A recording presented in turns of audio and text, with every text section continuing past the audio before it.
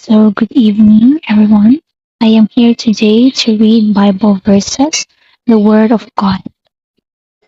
So, let's start in Samuel chapter 17, verse 45. Nang magkagayoy sinabi ni David sa Filisteo, ikaw ay naparirito sa akin na may tabak at may malaking sibat at may kalasag. Ngunit ako'y naparirito laban sa iyo sa pangalan ng Panginoon ng mga hukbo ng Diyos ng mga kawal ng Israel na iyong hinahamon. Luke chapter 10 verse 19.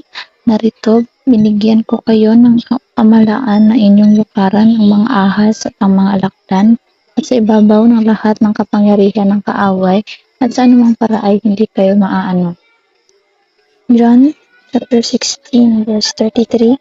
Ang mga bagay na ito ay sinalita ko sa inyo upang kayo'y magkaroon sa akin ng kapayapaan.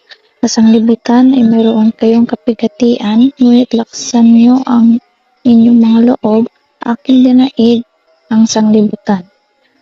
So last verse, Isaiah chapter 41 verse 11 to 13.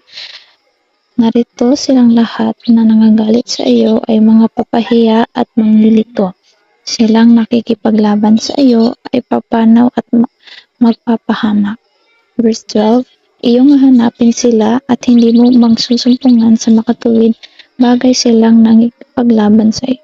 Silang nakikipagdigma laban sa iyo ay papanaw at gaya ng bagay ng wala. Verse 13, last verse, sapagkat akong Panginoon mong Diyos ay hawak ng inyong kanang kamay na magsasabi sa iyo, huwag kang matakot, aking tutulungan pa.